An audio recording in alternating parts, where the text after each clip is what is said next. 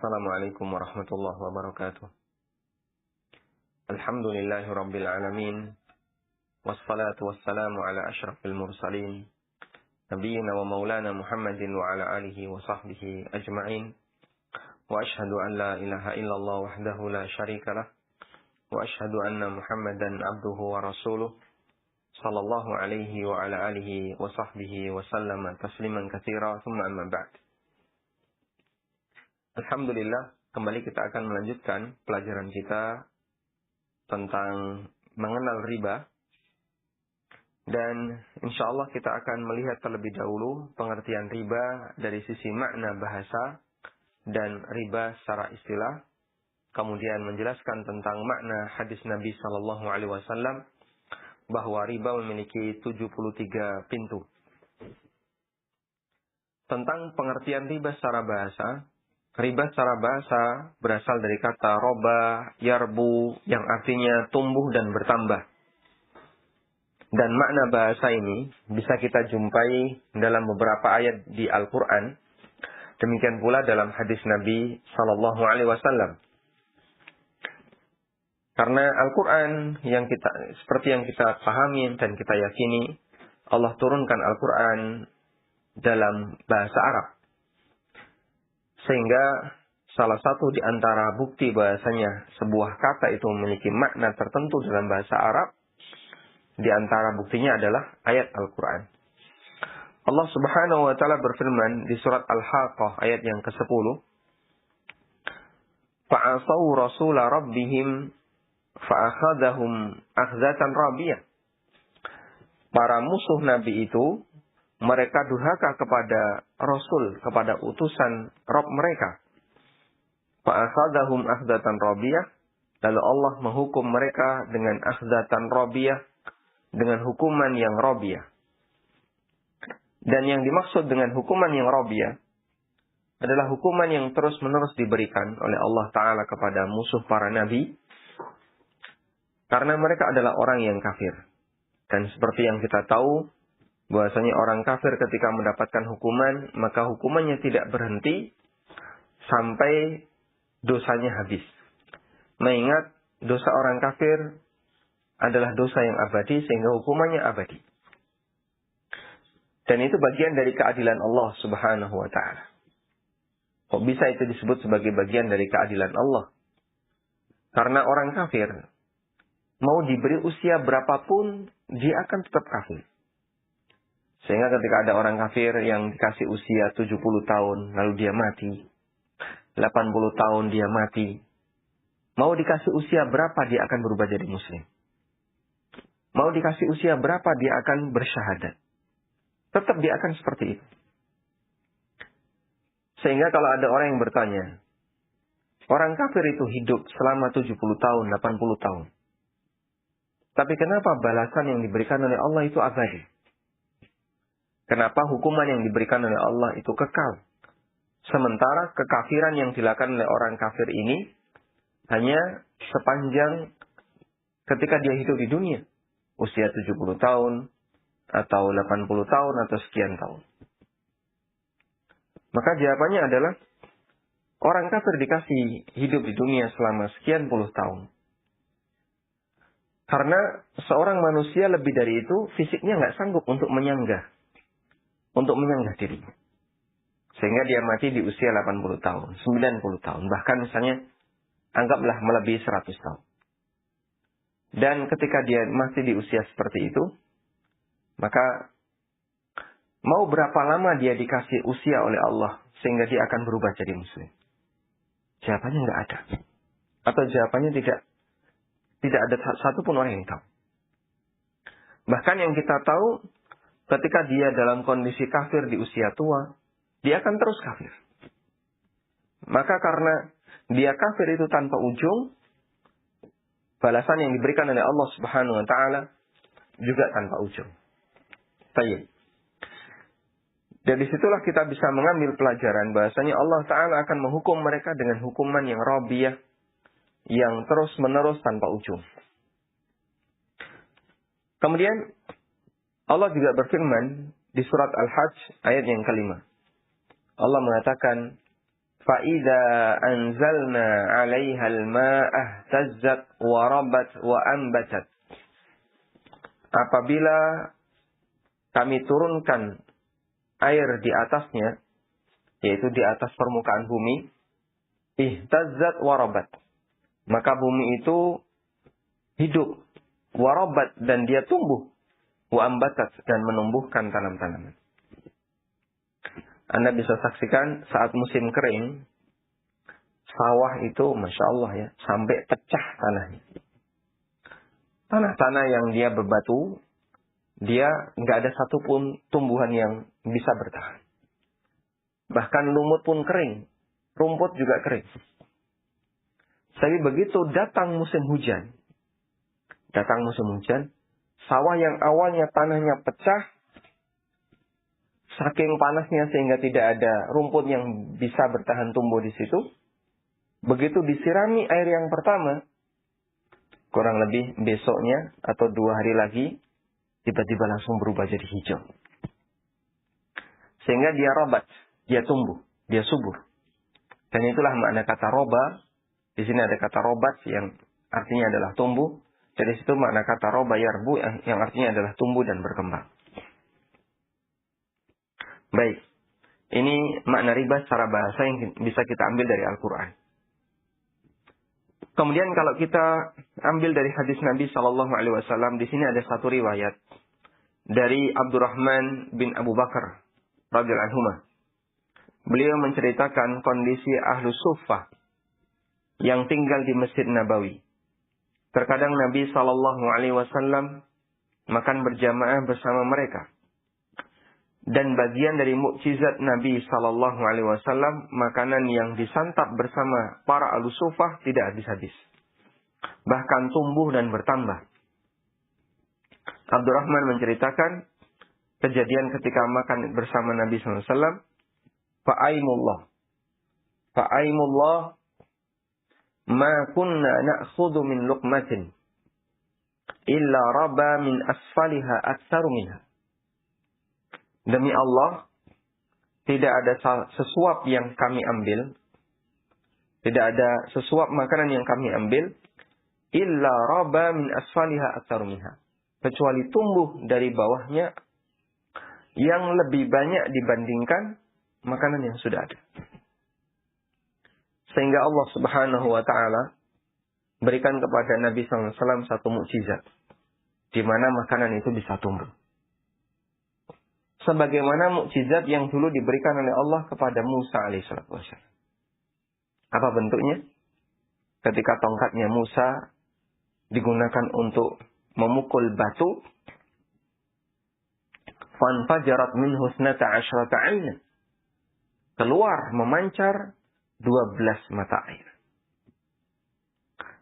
Sehingga sebagaimana Musa bisa mengeluarkan air dari batu, Nabi Muhammad SAW bisa mengeluarkan air dari jari-jari beliau, dan juga makanan yang dihidangkan bersama Ahlus Suffah bisa tumbuh. Setiap kali diambil nggak habis, tumbuh terus. Baik, hadis dari Bukhari Muslim. Dan saya pernah mendengar ada orang yang tidak menerima mukjizat ini. Beliau mengakui Nabi SAW sebagai utusan Allah. Nabi SAW punya mukjizat. Tapi untuk mukjizat ini, beliau mentakwil. Dalam arti tidak mengakui sesuai dengan makna tekstualnya. Apa yang beliau sampaikan, jadi ini ceramah yang pernah saya dengar langsung. Orang ini mengatakan bahwa sebenarnya makanan tumbuh ketika Nabi SAW makan bersama para sahabat. Itu bukan tumbuh fisik. Tapi maksudnya adalah kepuasan yang ada pada diri para sahabat disebabkan karena mereka punya empati. Simpati yang maksimal sehingga saat mereka makan bareng-bareng, mereka merasa puas dengan yang sedikit. Bukan karena makanan itu tumbuh, tapi mereka merasa puas dengan yang sedikit. Sehingga yang banyak itu bisa mencukupi dengan makanan yang sedikit. Tapi alasan ini tidak kita terima. Karena Abdurrahman bin Abu Bakar sebagai saksi kejadian, yang tentu saja beliau lebih paham dibandingkan yang lain. Beliau menceritakan bahwa setiap kami mengambil satu suap, muncul dari bawahnya lebih banyak dibandingkan itu. Sehingga kalau yang diambil hanya satu ciduk ya, sairus, satu ciduk, mungkin keluar 2 irus, 2 ciduk. Baik, dan di situ ada kata rabba min asfaliha, yang artinya adalah tumbuh min asfaliha dari arah bawahnya. Selanjutnya kita akan beralih ke riba secara istilah. Riba secara istilah memiliki 2 makna. Pertama, riba dalam arti luas, dan yang kedua, riba dalam arti sempit. Riba dalam makna luas, riba memiliki 2 makna.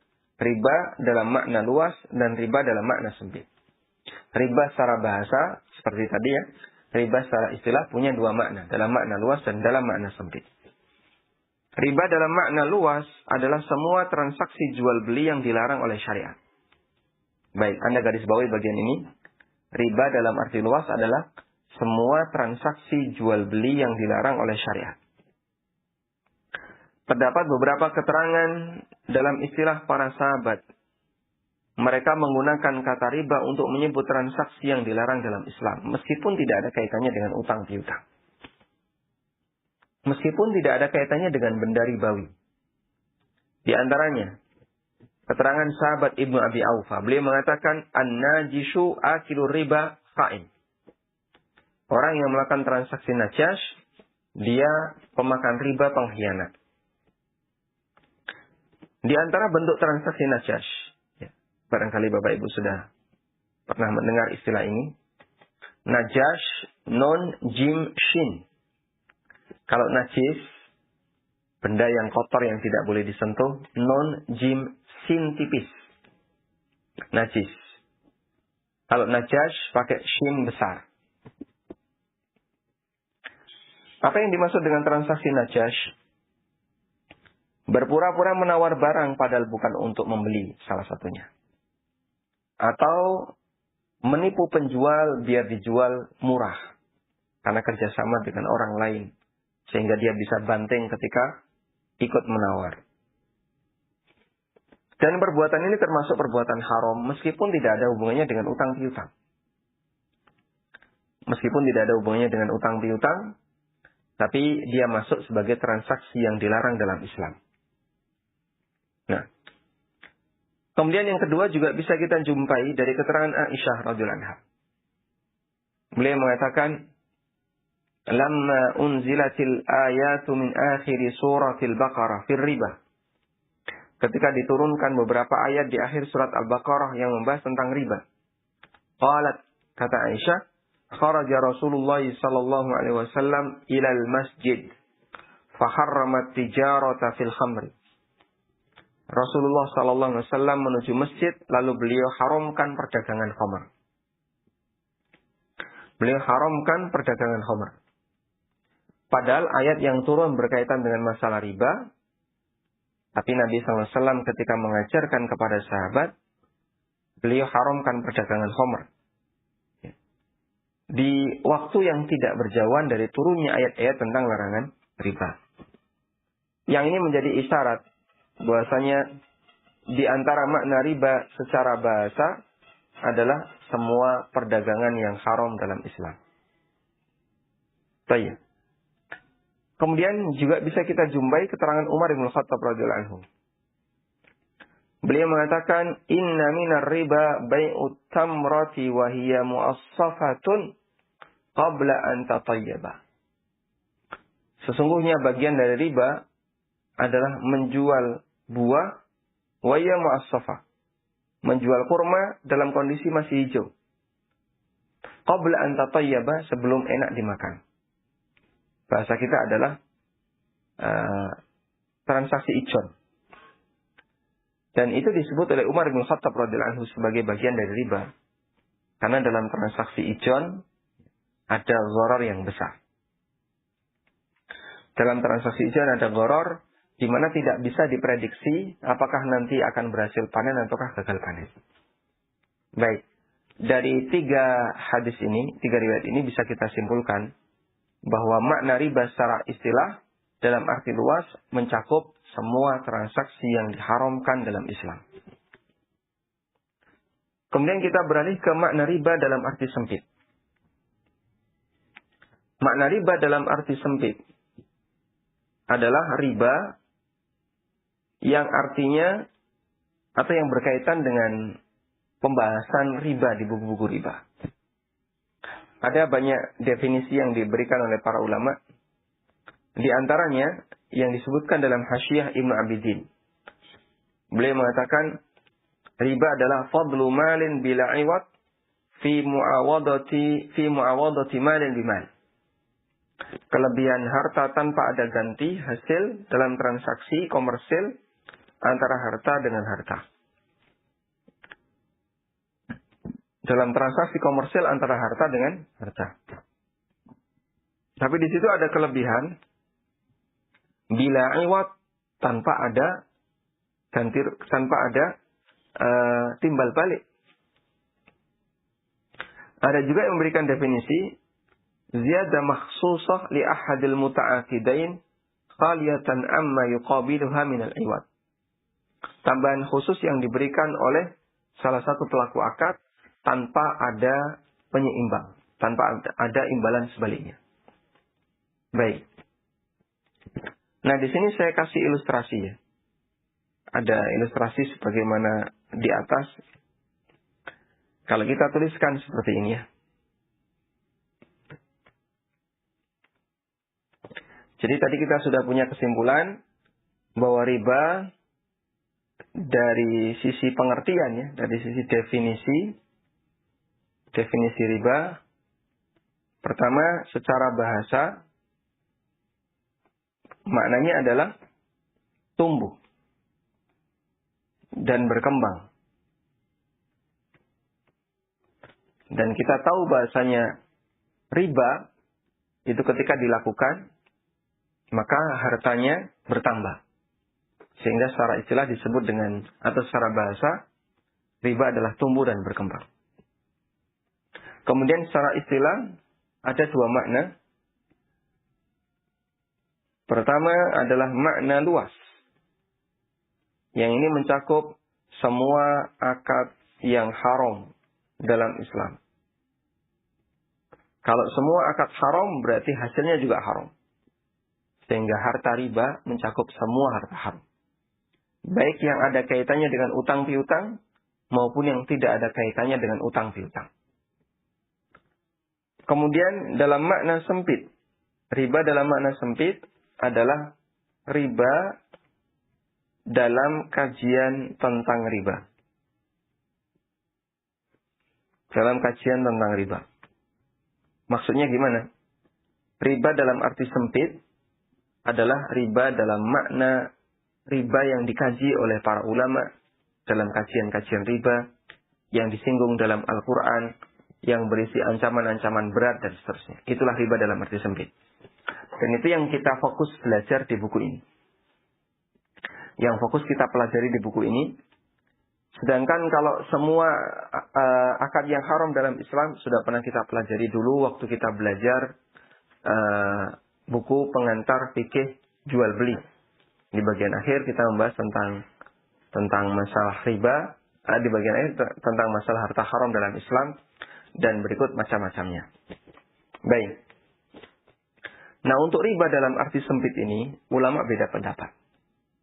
Beda pendapat dalam mendefinisikan. Dan di buku saya sebutkan 2 pendapat. Intinya kembali kepada masalah akad muawadhah ya. Yaitu melihat keseimbangan iwad dan muawwad. Riba itu terjadi ketika ada tambahan khusus yang diberikan oleh salah satu pelaku akad tanpa ada imbal balik. Tanpa ada imbal balik. Sebagai contoh, ada orang yang utang 10 juta. Ya. Dia utang 10 juta. Kemudian dia diminta untuk mengembalikan senilai 10.100.000. Terlalu sedikit ya. 10 juta plus 500.000. Baik. Kita bisa lihat apa penyeimbang 500.000? Tidak ada. Ya. Sehingga saat dia menerima uang itu, meskipun ini sebenarnya bukan akad muawadhat. Saat dia menerima uang itu, dia hanya menerima 10 juta. Tapi ketika dia serahkan, dia kembalikan senilai 10.500.000. Tambahan ini adalah riba. Atau dalam transaksi muawadhat sharf. Seperti emas dengan emas. Ada orang misalnya menukarkan emas 10 gram. Ya. Lalu dia diminta untuk ngasih tambahan. Menyerahkan emas 10 gram terus diminta untuk ngasih tambahan. Ya. Sehingga tetap dapat emas 10 gram. Tapi kemudian ada tambahannya. Mungkin yang lebih tepat gini ya. Emas 10 gram tahun 2010 misalnya. Lalu ditukar dengan emas 10 gram di tahun 2020. Dan ini ada tambahannya. Misalnya 1 juta. Lalu di sini ada tambahan, tidak ada tambahannya. Emas 10 gram cuman lebih mudah. Tahun 2020. Baik. Dalam kejadian ini ada tambahannya 1 juta tapi tidak ada penyeimbangnya. Dan ketika itu dilakukan maka terjadilah transaksi riba. Dan Anda bisa bedakan ketika yang terjadi seperti ini. Ada orang punya uang 10 juta lalu dipakai untuk usaha. Kemudian dari usaha itu dia untung. Berarti kan balik modal. Modalnya berapa? 10 juta. Lalu dia dapat satu tambahan. Misalnya 4 juta. Baik.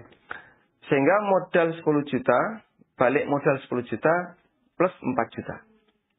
Yang jadi pertanyaan adalah 4 juta itu penyeimbangnya apa? Jawabannya adalah usaha. Jawabannya usaha. Sehingga karena di sini ada tambahan tapi ada penyeimbang, maka transaksi seperti ini diperbolehkan dan bukan termasuk transaksi riba. Wallahu a'lam. Baik. Kemudian kita akan sambung berikutnya tentang makna riba ada 73 pintu. Makna riba ada 73 pintu di halaman 8. Jadi begini. Kalau ada banyak potensi bahaya, maka tindakan yang harus kita lakukan adalah bagaimana agar kita bisa menghindari potensi bahaya itu. Sehingga misalnya, ada satu penyakit yang sangat berbahaya. Penyakit itu punya banyak sebab. Misalnya gula atau atau asam urat misalnya. Penyakit ini punya banyak sebab. Sebab pertama adalah karena makanan yang mengandung ini. Sebab kedua misalnya karena tidurnya nggak pulas. Sebab ketiga karena kurang olahraga. Sebab yang keempat karena ini. Sehingga ada banyak peluang yang bisa mengarahkan seseorang untuk terjadinya satu penyakit. Berarti kalau kita ingin menghindari penyakit itu, apa yang harus kita lakukan? Ya, kamu waspadai semua peluang-peluang yang bisa menyebabkan kamu terjerumus ke dalam penyakit tadi. Baik. Ternyata dalam perbuatan dosa juga demikian. Ada perbuatan dosa besar yang sebenarnya pengantarnya adalah sesuatu yang mungkin dianggap remeh oleh masyarakat. Nah, dari situlah nanti kita akan bisa memahami bahwa riba itu memiliki 70 pintu. Ada salah satu aktivis riba, ya. Beliau tergabung di RCC, Riba Crisis Center. Tanya kepada saya, bisa nggak Anda jelaskan 73 pintu riba itu rinciannya apa saja? Sehingga disebutkan dari nomor 1 sampai 73.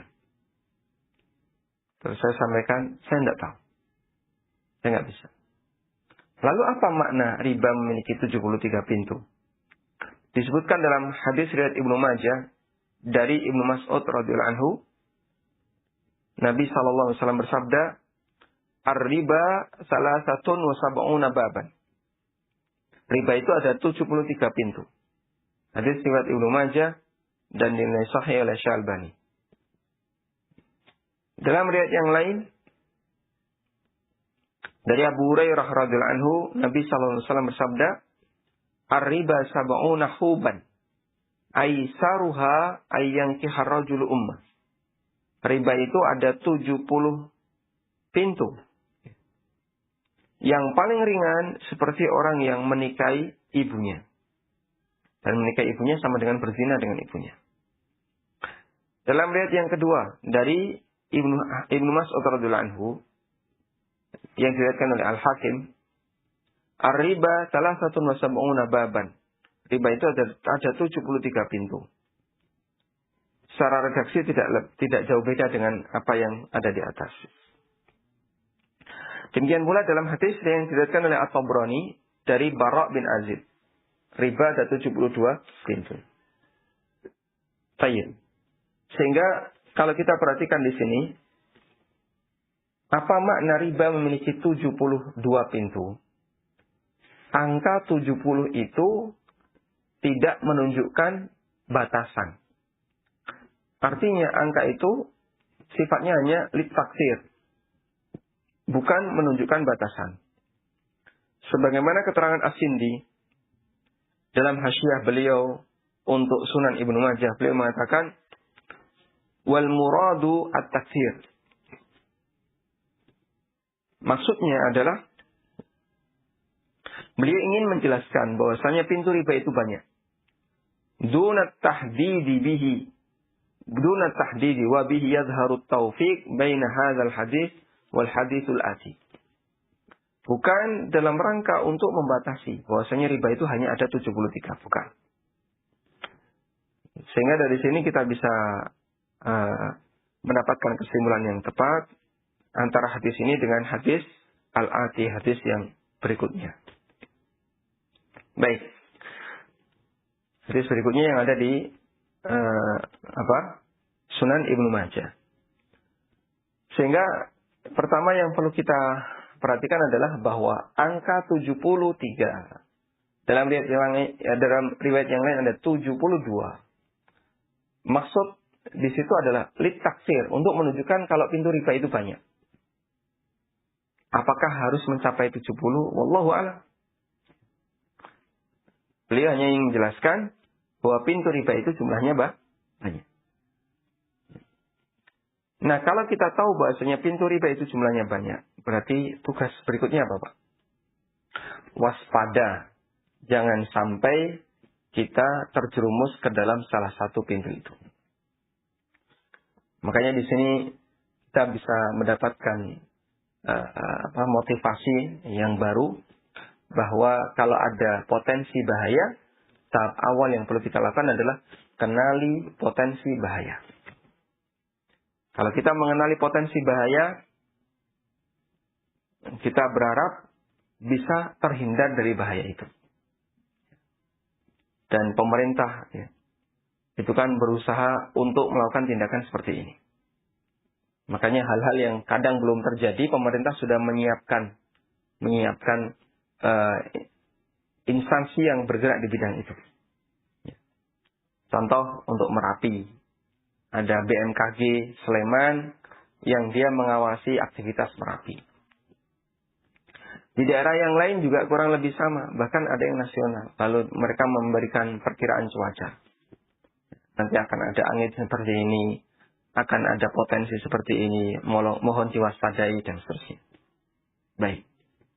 Nah, kalau kita tahu bahasanya pintu riba itu jumlahnya banyak, sehingga kita perlu untuk mewaspadainya agar jangan sampai kita masuk ke dalam salah satu pintu riba, maka menuntut kita untuk belajar, mengenal seperti apakah riba. Nah, sekarang kalau riba itu jumlahnya banyak. Jadi kita kasih catatan di sini. Makna pintu riba ada 70 sekian. Itu maksudnya adalah untuk menunjukkan jumlah pintu riba sangat banyak. Ya, sangat banyak. Sehingga apakah mencapai 70 ataukah tidak, wallahu a'lam, yang jelas banyak. Dan dalam beberapa workshop ketika saya tanya, coba sebutkan 5 pintu riba. Ya. Ada yang berhasil nyebut 3. Ada yang berhasil nyebut cuma 2. Baik. Terus bagaimana lagi dengan 73, 72? Maka sebenarnya angka ini menunjukkan jumlah yang banyak, bukan dalam rangka untuk memberikan batasan bahwasanya pintu riba hanya ada sekian. Nah, dan pintu riba yang banyak itu, itu mencakup semua akad yang haram. Semua akad yang haram, sebagaimana bisa kita jumpai dalam keterangan para sahabat tentang makna riba secara istilah dalam arti yang sempit. Wallahu ta'ala alam. Selanjutnya, lalu kenapa pintu riba itu jumlahnya banyak? Tadi sudah kita sampaikan ya. Ada kemungkinan 70 pintu riba itu mencakup riba dalam arti yang luas. Yaitu riba yang maknanya adalah semua transaksi yang haram dalam Islam. Baik. Walhamdulillahirabbil alamin. Kemudian tadi ada pembahasan yang kita lompati, yaitu terkait orang yang menghalalkan riba. Kalau menghalalkan riba, jelas dia keluar dari Islam. Sebagaimana orang yang menghalalkan khamr, yang sudah jelas ditegaskan haram oleh Allah Ta'ala, atau orang yang menghalalkan babi, padahal sudah jelas ditegaskan dalam Al-Quran. Maka menghalalkan seperti ini, bisa menyebabkan orangnya keluar dari Islam.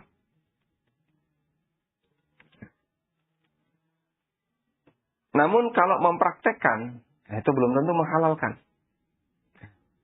Kadang ada orang yang sebenarnya dia tahu kalau ini nih nggak benar.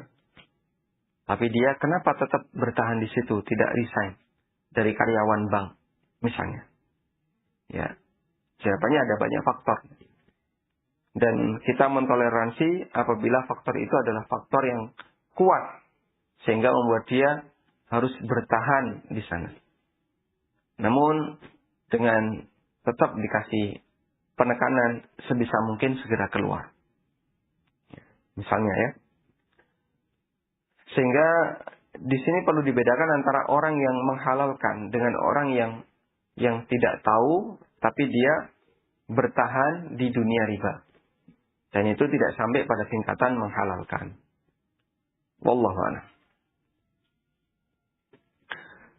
Kemudian dalam hadis atau dalam pembahasan berikutnya di halaman 11 saya sebutkan riba yang paling riba, yaitu mempermalukan kehormatan orang lain.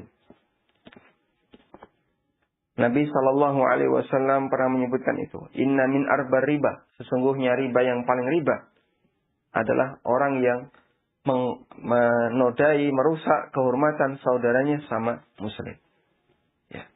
Bisa dengan dicemarkan nama baiknya dan seterusnya.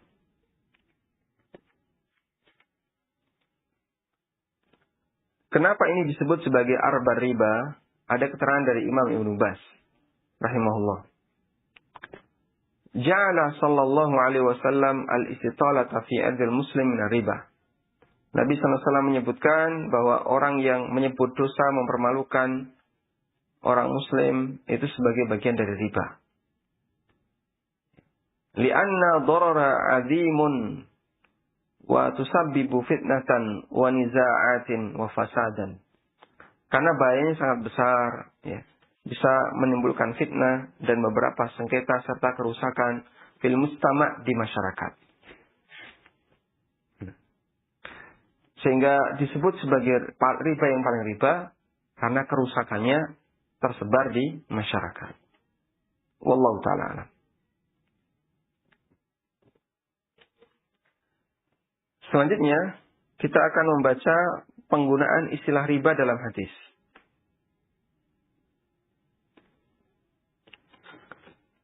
Dalam hadis terkadang kita menjumpai istilah riba digunakan untuk sesuatu yang tidak ada hubungannya dengan transaksi manusia. Seperti Nabi SAW menyebutkan mencemarkan nama baik orang lain sebagai bentuk riba yang paling parah. Jika kita simpulkan, penggunaan istilah riba dalam hadis memiliki 3 makna. Pertama, makna bahasa. Yang kedua adalah makna riba secara istilah dalam arti luas. Yang kedua dalam arti sempit. Dan kita memberikan rincian kepada masing-masing makna. Baik. Nah, di sini sudah kita sebutkan beberapa dalil. Di antaranya adalah riba dalam makna bahasa yang artinya adalah tumbuh dan berkembang. Sa'id bin Zaid radhiyallahu anhu dari Nabi SAW, beliau bersabda, "Inna min arbar riba al-istitalata fi 'irdil muslim bi ghairi haqqin." Di antara bentuk riba yang paling parah adalah mempermalukan kehormatan seorang muslim tanpa hak. Tambahan yang dimaksud adalah semua bentuk tambahan yang melebihi dari apa yang dihalalkan oleh Allah. Karena dia melanggar batasan kehormatan muslim, maka dia melebihi dari batasan yang diberikan oleh Allah Subhanahu wa taala. Baik. Kemudian yang kedua adalah riba secara istilah dalam makna luas. Nah, ini lebih kesimpulan kemarin ya. Lebih kesimpulan kepada tadi. Kita sebutkan beberapa dalil, termasuk di antaranya Nabi Shallallahu Alaihi Wasallam pernah menyebutkan dari sahabat Abu Umamah radhiyallahu anhu, dibuka di halaman 15. Man syafa'a li ahadin syafa'atan fa ahda lahu hadiyatan faqabilaha faqad ata baban aziman minar riba. Siapa yang memberikan syafaat kepada orang lain, lalu orang yang mendapatkan syafaat memberikan hadiah kepadanya dan dia menerimanya, berarti dia telah melakukan salah satu di antara pintu riba. Hadis riwayat Ahmad dan didhaifkan oleh Syu'aib al-Arnaud, sehingga ada khilaf di antara para ulama tentang apakah hadis ini valid ataukah tidak. Baik. Saya kasih catatan di sini. Pada tempo lalu ada salah satu jamaah yang bertanya, apa makna memberi syafaat itu termasuk riba? Apa makna orang yang memberi syafaat lalu kemudian menerima hadiah itu termasuk riba? Jadi syafaat dalam hadis ini adalah syafaat dunia. Karena syafaat itu ada 2. Pertama, syafaat akhirat. Syafaat akhirat adalah pertolongan yang diberikan oleh Allah kepada makhluknya, tapi melalui makhluk yang lain. Sehingga Allah perintahkan, fulan, silakan kau cari keluargamu di neraka. Lalu fulan ke dalam neraka, kemudian menyelamatkan keluarganya. Allah perintahkan kepada malaikat untuk melakukan itu juga. Nah, itulah syafaat di akhirat. Dan Allah Subhanahu wa taala tegaskan dalam Al-Qur'an, "Man dzalladzi yashfa'u indahu illa bi'idznih." Tidak ada orang yang bisa memberikan syafaat di sisinya kecuali dengan izinnya. Sehingga syafaat di akhirat itu bergantung kepada izin dari Allah Subhanahu wa taala. Kemudian yang kedua adalah syafaat di dunia. Syafaat di dunia ada 2. Yang pertama adalah syafaat di dunia untuk mendapatkan harta.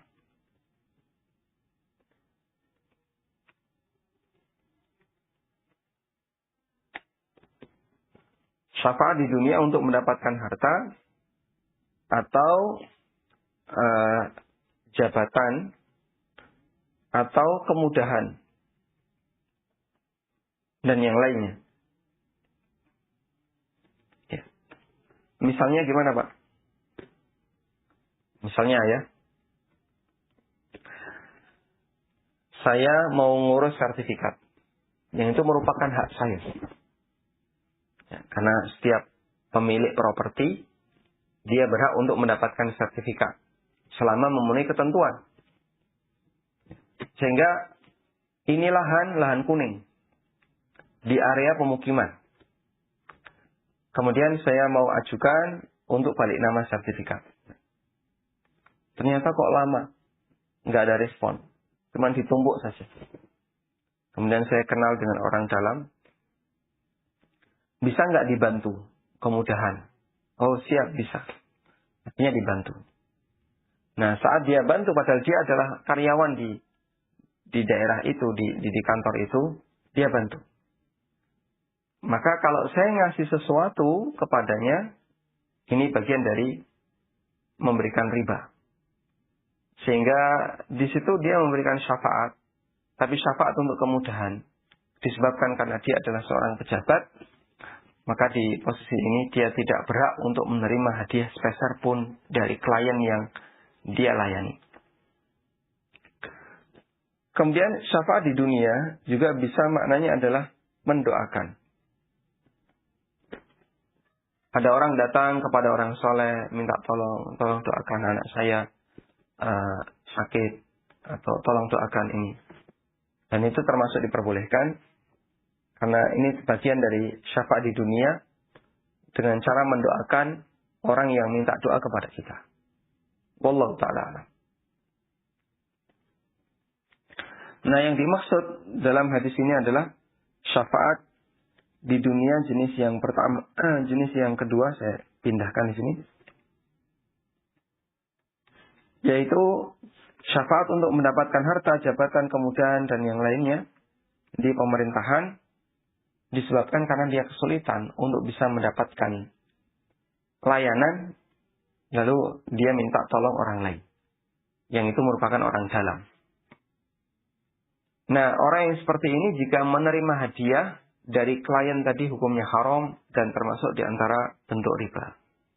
Wallahu ta'ala.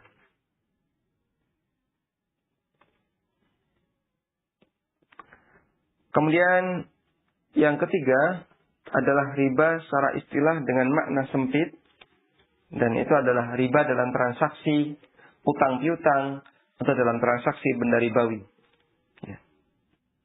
Dari Ka'ab al-Ahbar secara marfu, dia mengatakan, dirhamu riban ya'kuluhu ar-rajulu wa huwa ya'lamu asyaddu min sittatin wa thalathina zanya.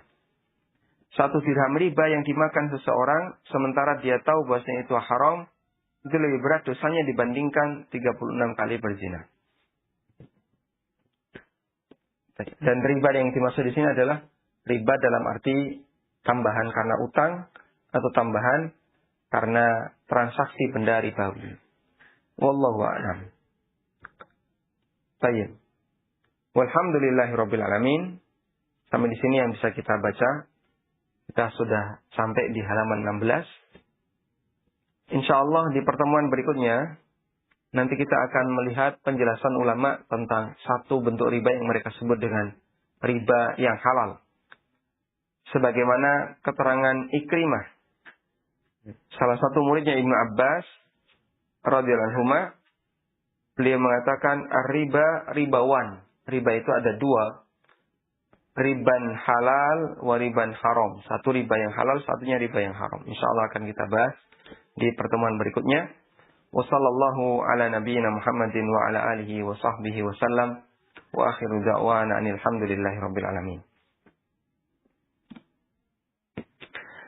Selanjutnya kami persilakan pada Anda untuk bergabung. Kita coba angkat telepon yang pertama. Silahkan. Silahkan. Halo, Assalamualaikum Ustaz. Waalaikumsalam warahmatullahi wabarakatuh. Silahkan. Iya, apa Ustaz mau bertanya?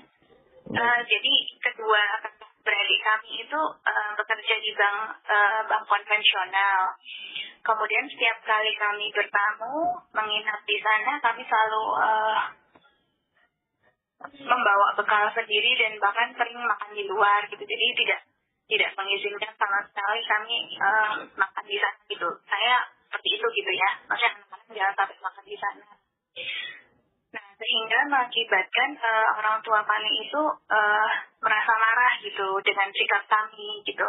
Nah, apakah sikap kami itu tersebut sudah betul dan bagaimana ya bermuamalah yang baik dengan keluarga yang masih mendapatkan harta haram seperti itu. Dan statusnya kami selalu berdakwah untuk supaya segera keluar dari bank tersebut dan mencari pekerjaan lain gitu. Cuman sepertinya orang tua kami masih belum terima dengan pendapat itu gitu. Mohon pencerahannya bagaimana sikap kami agar tetap bisa bermuamalah dengan baik dengan keluarga dan orang tua. Terima kasih Ustaz. Wassalamualaikum warahmatullahi wabarakatuh. Waalaikumsalam warahmatullahi wabarakatuh. Barakallahu fikum. Baik. Pertama, dalam kejadian seperti ini ada dua pertimbangan yang perlu kita berikan ya. Yang pertama, pertimbangan menjaga ukhuwah, pertimbangan menjaga persaudaraan. Seperti yang diharapkan oleh ibu, sehingga ketika anaknya tidak makan di situ, ibu marah ya. Disebabkan karena ini hal yang aneh bagi beliau. Kenapa disuguhi nggak mau makan, dikasih nggak mau diterima. Seolah-olah ini adalah bentuk memutus silaturahmi. Dan tentu saja orang tua nggak ingin anaknya berantem sampai memutus silaturahmi seperti ini. Baik, ini pertimbangan pertama. Pertimbangan yang kedua adalah pertimbangan edukasi. Bisa jadi orang tua nggak ngerti sama sekali tentang ini, sehingga belum sampai ilmu kepadanya. Makanya, meskipun beliau bukan pelaku, tapi beliau pendukung utama. Sehingga beliau berharap, pokoknya jangan sampai anaknya jangan sampai keluar dari pekerjaan itu. Apalagi dengan penghasilan yang relatif lebih tinggi dibandingkan yang lain. Kerja di dunia riba, gajinya bukan UMR lagi. Tapi tentu saja lebih dari itu. Sehingga ibu berharap anaknya sejahtera dengan mendapatkan itu. Nah, ketika arah dakwah itu, arah edukasi itu diarahkan ke ibu, beliau, kata orang Jawa, sudah kagol duluan ya. Sudah kagol itu apa ya? Sudah kaget. Jadi beliau karena sudah terlanjur mutung, susah untuk menerima biasanya. Nah, yang mungkin dilakukan adalah arah dakwah itu ditujukan kepada pelaku. Jadi kakak Anda atau adik Anda, saudara Anda tadi yang bekerja di bank. Setelah dia paham, berarti hijrah berawal dari orang ini. Alhamdulillah kalau kemudian dia bisa menerima lalu meninggalkan riba, meninggalkan pekerjaan dunia riba, kemudian dia beralih kepada pekerjaan yang haram, pekerjaan yang halal, insya Allah akan lebih berkah. Bagaimana kalau tidak diterima? Ya. Sehingga nasihat Anda sama sekali tidak diterima. Ketika kita ngasih nasihat dan nasihatnya ternyata tidak diterima, lalu orang itu ngasih sesuatu ke kita. Maka ada dua pertimbangan. Pertama, pertimbangan pendidikan. Yang kedua, pertimbangan silaturahmi. Kalau pertimbangannya pertimbangan pendidikan, maka yang seharusnya kita lakukan adalah tidak mau menerima. Loh kok bisa? Karena ini bisa menjadi blunder ya. Kata kamu riba itu haram. Nyatanya kalau tak kasih kamu mau menerima.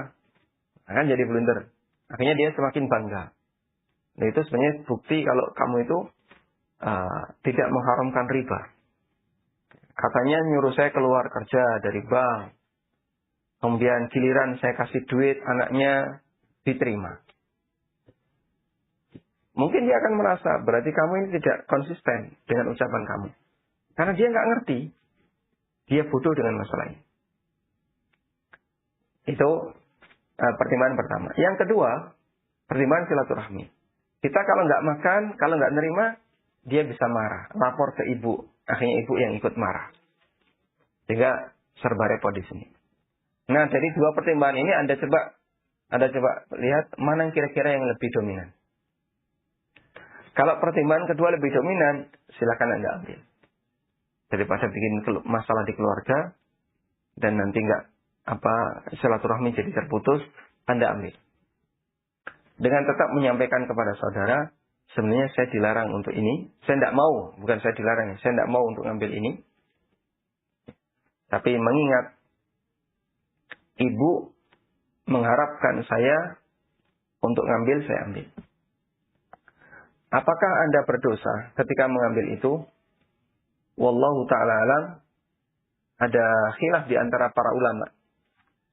Dan pendapat yang lebih kuat adalah pendapat yang disampaikan oleh Ibnu Mas'ud radhiyallahu anhu, bahwa untuk pemberian dari orang yang memiliki harta haram, selama kita mendapatkannya dengan cara yang mubah, maka statusnya mubah bagi penerima. Ada orang yang tanya kepada Ibnu Mas'ud,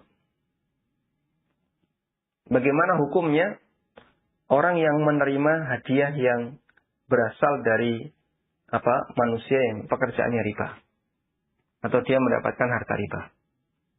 Ya. Kemudian Ibnu Mas'ud mengatakan,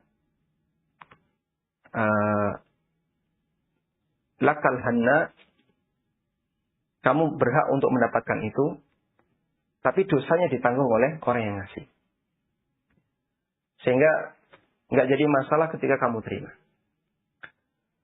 Namun para ulama ngasih catatannya, bolehnya menerima pemberian dari orang yang pekerjaannya haram itu dengan syarat harta itu didapatkan secara saling ridho. Tapi kalau harta itu didapatkan dengan tidak ridho, misalnya hasil mencuri, korupsi, kemudian suap dan seterusnya, maka terlarang bagi siapapun untuk mengambilnya. Dan di negara kita ada undang-undang yang mengatur itu. Makanya orang misalnya melakukan korupsi, dia dapat duit 100 juta. Lalu duit itu disumbangkan ke masjid. Masjid atau kemana gitu ya, dikasih. Ini sekian puluh juta, ini sekian puluh juta.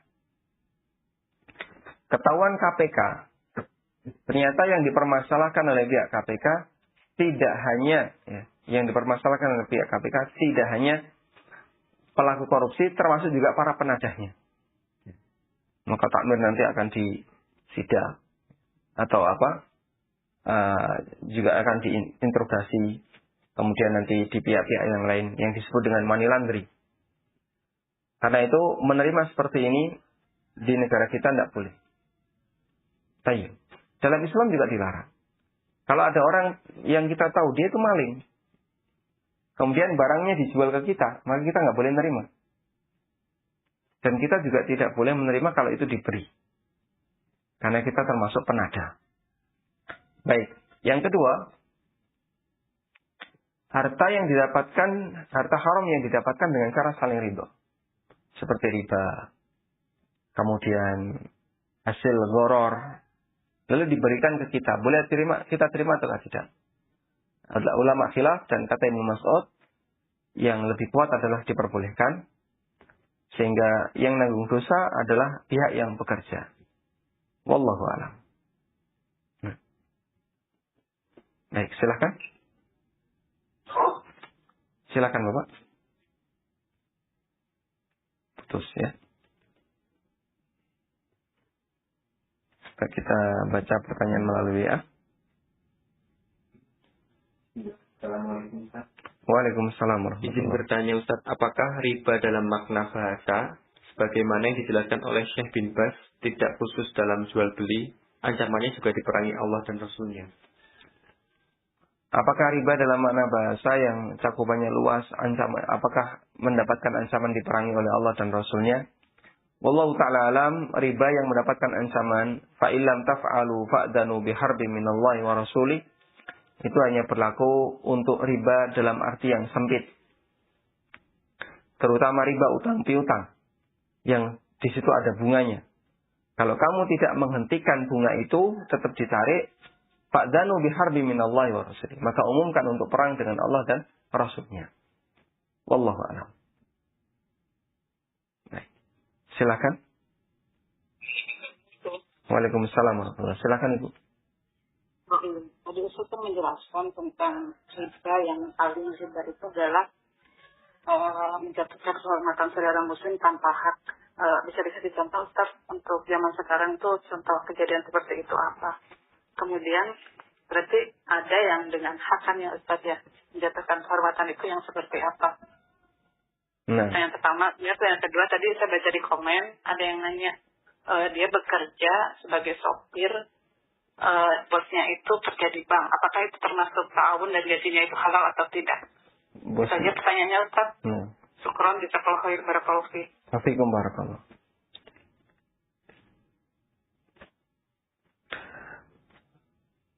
Mencemarkan nama baik seorang muslim tanpa hak, mengganggu kehormatan orang muslim tanpa hak. Contohnya apa? Banyak sekali.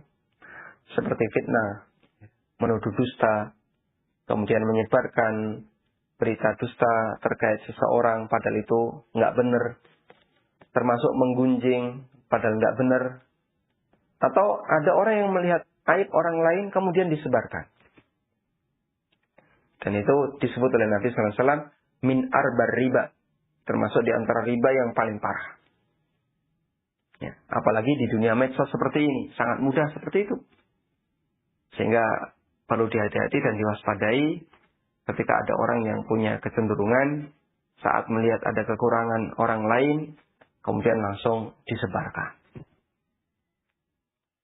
Dan itu termasuk cakupan dari hadis yang tadi kita baca. Sebaliknya sekarang, lalu apa yang dimaksud dengan mengganggu kehormatan orang lain dengan hak? Contohnya adalah melaporkan orang yang melakukan tindak kriminal atau pelanggaran yang lain kepada aparat. Nabi SAW pernah bersabda, "Layyul wajidi yuhillu irdahu wa uqubatah." Penundaan utang secara sengaja yang dilakukan oleh orang yang mampu untuk bayar utang, itu menghalalkan kehormatan dan hukuman baginya. Dan sebagian ulama mengatakan yang dimaksud menghalalkan kehormatan di sini adalah dia boleh dilaporkan ke petugas. Dan kalau misalnya tindakannya ternyata tidak dihentikan, maka dia boleh dikasih sebagai catatan, disebarkan di grup.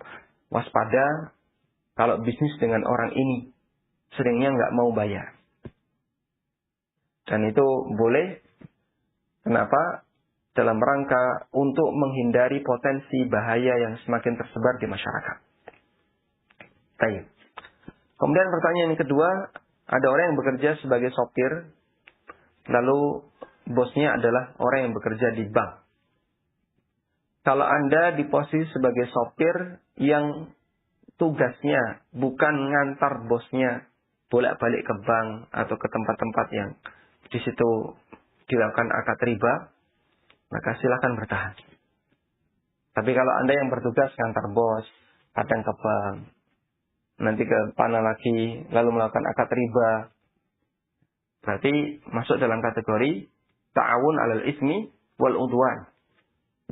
Padahal Allah Subhanahu wa taala berfirman, "Wala ta'awanu 'alal ismi wal udwan." Janganlah lakukan tolong-menolong dalam dosa dan maksiat. Wallahu a'lam. Nah, silakan. Silakan. Nah, silakan. Nah. Sebelumnya mohon maaf, televisinya bisa dikecil, volumenya bisa dikecilkan. Waalaikumsalam warahmatullahi wabarakatuh. Silakan. Saya mau tanya Ustaz mengenai perjanjian yang dibuat ada klausul sanksi gitu Ustaz ya. Misalnya berupa denda gitu. Itu apakah dibolehkan? Kemudian apakah yang menuliskan surat perjanjian tersebut juga tidak dibolehkan atau bagaimana? Akadnya apa, Bu? Kalau misalnya perjanjian jual beli, misalnya perjanjian jual beli rumah. Kalau di misalnya uang muka sekian, kalau perjanjian berapa di putus ya. Baik. Perjanjian jual beli rumah tadi belum lengkap ya. Ada klausul denda. Baik, saya mencoba untuk menjawab tapi dengan sedikit meraba ya. Bisa ditampilkan notepad-nya, NDI.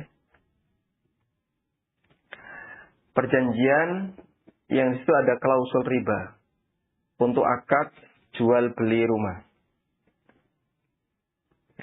Kemungkinan di sini adalah akad jual beli rumah secara kredit. Atau kemungkinan yang kedua, akad jual beli bangun rumah. Akad bangun rumah. Kalau ini dalam akad jual beli secara kredit, berarti di sini telat bayar cicilan. Kalau akad bangun rumah, yang disebut dengan akad istisna, ini kemungkinannya adalah telat penyerahan rumah dari kontraktor ke konsumen. Baik. Untuk yang pertama, denda pada akad jual beli kredit disebabkan karena telat bayar cicilan. Ini masuk di antara kategori riba. Riba utang, riba jahiliyah, riba dain. Sedangkan akad bangun rumah atau istisna, lalu kontraktor telat menyerahkan rumah. Misalnya targetnya Desember akan ditempati, sehingga November kalau bisa sudah jadi, molor sampai November, sampai akhir Desember baru jadi. Maka pihak pemilik rumah berhak untuk minta ganti rugi. Nah, sehingga di situ ada denda telat penyerahan objek transaksi. Nah, denda seperti ini, denda karena wan prestasi, ini disebut dengan syartul jazai, syart al-jazai, yaitu denda wan prestasi. Nah, untuk denda wan prestasi seperti ini, ulama khilaf apakah itu boleh atau tidak, dan pendapat banyak ulama kontemporer mereka membolehkan selama yang terutang itu bukan uang, tapi yang terutang adalah barang, dalam arti orang melakukan transaksi jual beli kemudian barangnya menyusul di belakang. Lalu ini terutang. Nah, ketika telat melebihi dari deadline yang ditetapkan, boleh di situ ada klausul kena denda bagi penjual atau bagi kontraktor. Wallahu ta'ala. Baik, silakan. Silakan. Assalamualaikum Ustaz. Waalaikumsalam warahmatullahi. Silakan Bapak. Assalamualaikum Ustaz. Waalaikumsalam warahmatullahi. Bapak sudah terhubung? Iya Ustaz. Afwan mau nanya Ustaz.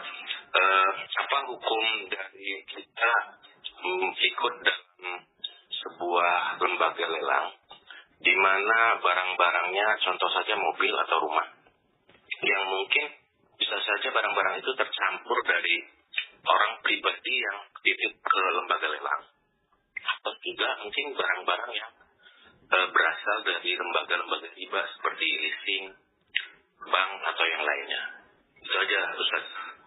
Syukron pertanyaan dari saya. Jazakallah khairan. Wassalamualaikum warahmatullahi wabarakatuh. Waalaikumsalam warahmatullahi wabarakatuh. Kalau Bapak di posisi sebagai konsumen, ada baiknya memang memastikan dulu ya. Ini asal usulnya dari mana? Dan wallahu alam, saya tidak tahu apakah memungkinkan bagi konsumen untuk mengetahui itu.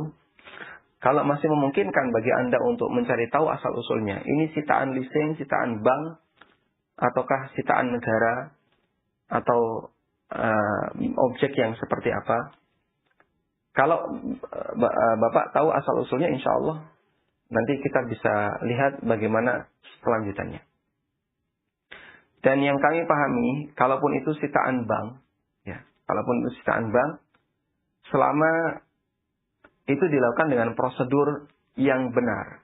Jadi misalnya ya, ada orang punya utang di bank X, jaminannya adalah sebuah properti. Kemudian orang ini sudah disikapi oleh bank, silahkan bayar sesuai dengan nilai utang Anda, tidak perlu ada kelebihan. Tapi ternyata dia tidak mau bayar. Maka jaminan nanti diserahkan ke pemerintah.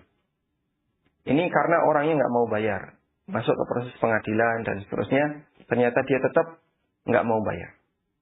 Padahal dia punya aset.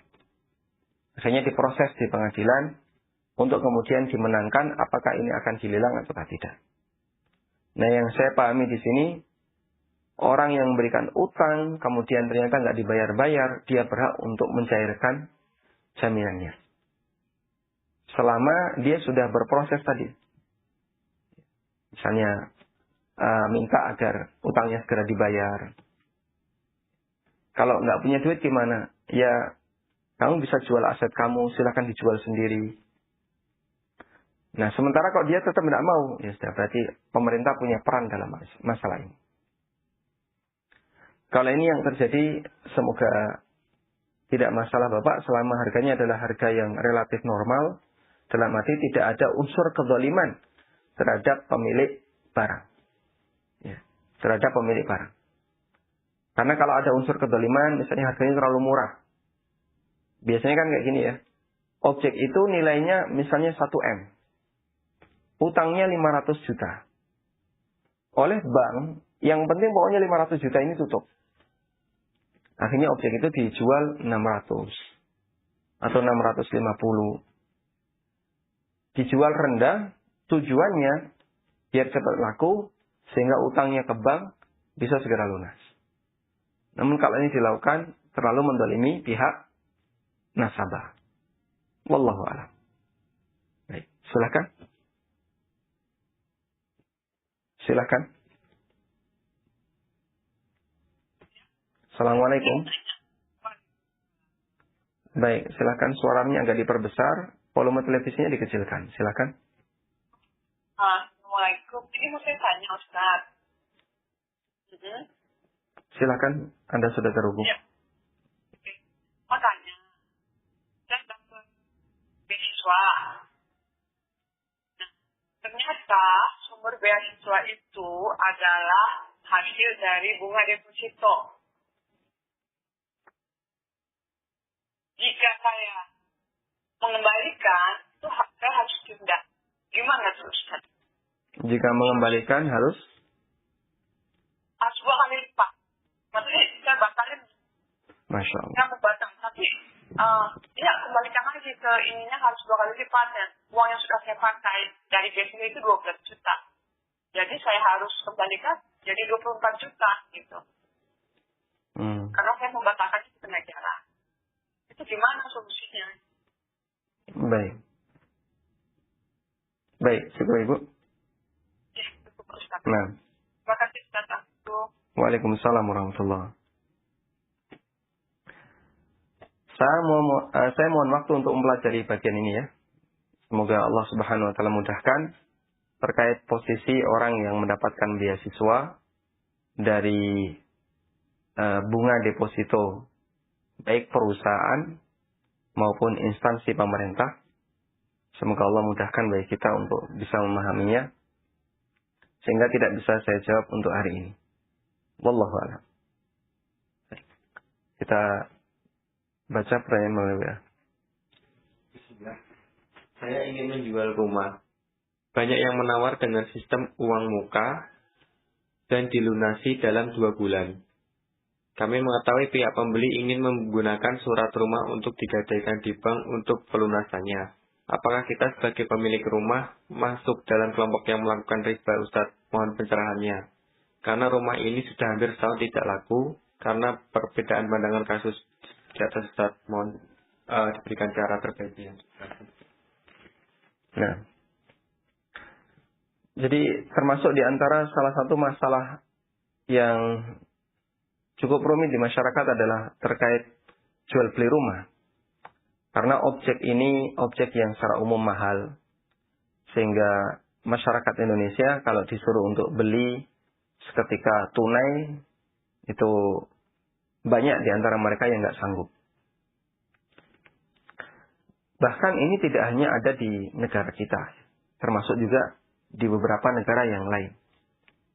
Bahkan di negara-negara maju, untuk bisa beli rumah tunai itu hampir sangat jarang sekali. Salah satu jamaah yang pernah ikut kajian malam, beliau dari London. Kalau tidak London ya Belanda. Beliau menyampaikan di sini kalau mau beli rumah tunai itu hanya bisa dilakukan oleh para pemain bola. Kalau bukan pemain bola tidak bisa. Saking mahalnya rumah di situ. Kemudian ada salah satu juga jamaah yang tinggal di Singapura. Beliau bilang, di sini untuk bisa memiliki KPR saja, orang harus kredit selama 20 tahun. Dan kreditnya ke pemerintah, bukan ke kontraktor swasta atau developer swasta.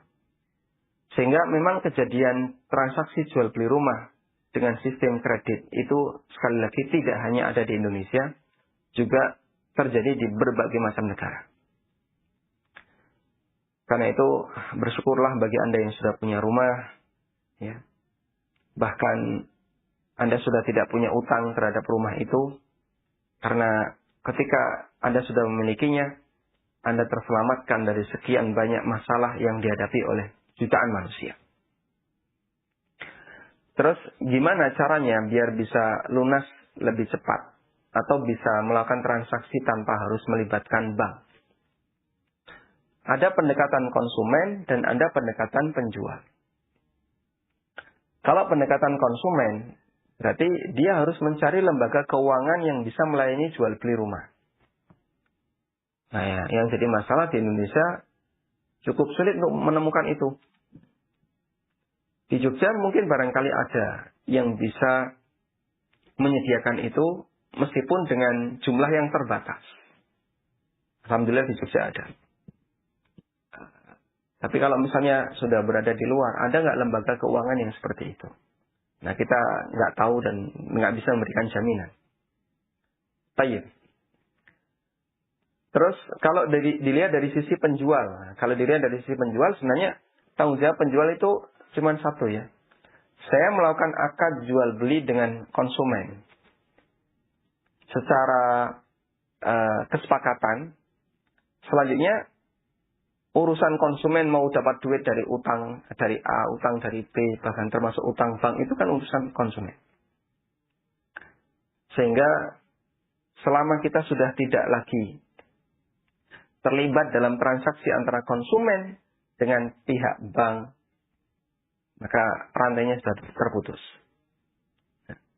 Karena itu jika tadi ada orang yang beli rumah Anda di DP dan deal akad sudah selesai dengan DP, kemudian melakukan AJB, padahal belum lunas ya, langsung melakukan AJB, pindah atau balik nama sertifikat, dan akan dilunasi selama 2 bulan.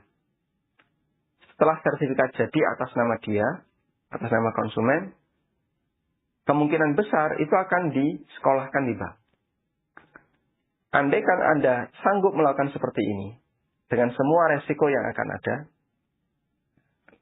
lalu Anda dapat duit, insya Allah uang yang Anda dapatkan halal. Insya Allah halal. Cuman kan sangat beresiko ya. Resikonya di mana? Anda balik nama sertifikat sebelum pembayaran lunas. Kalau konsumen nakal, ini bahaya. Ya kita tahu sendirilah peluang apa yang akan terjadi ketika konsumennya nakal. Tapi kalau misalnya menurut Anda konsumennya nggak bakalan melakukan tindakan penipuan sampai di situ. Cuman konsumen tahu penjualnya ini nggak mau transaksi riba. Tapi konsumennya memberanikan diri. Dan banyak konsumen seperti itu. Mas, pokoknya yang nanti berhubungan dengan bank saya. Bapak tidak perlu berurusan dengan bank. Kami yang beresin. Sehingga Bapak nggak usah terlibat dalam dosa. Biar saya aja yang berdosa. Sampai kalimatnya kayak gitu. Salah yang nanggung dosa saya. Saking pinginnya punya rumah. Dia saya menegaskan, biarlah yang nanggung dosa saya. Dan ini sebenarnya tindakan meremehkan dosa. Bahaya besar. Apalagi ini dosa besar. Nah, sementara posisi kita sebagai pemilik rumah sudah sangat berharap rumah itu segera laku. Terus solusinya gimana? ya ini sebenarnya buntet ya. Di saat kita berharap rumah itu laku dan ini ada konsumen yang potensial, tapi dia ngomongnya kayak gitu, biarlah saya yang nanggung dosa. Akhirnya kan, ini kalau dilanjutkan menjerumuskan dia ke dalam maksiat. Karena kita tahu dia nanti akan melakukan seperti itu. Andaikan tadi dia nggak ngomong seperti itu, lalu kita melakukan transaksi, selesai sertifikat kita serahkan, tapi kita memberanikan diri. Baru dapat DP misalnya 10%. Kemudian dilakukan balik nama sertifikat. Dan kita tahu peluang resikonya.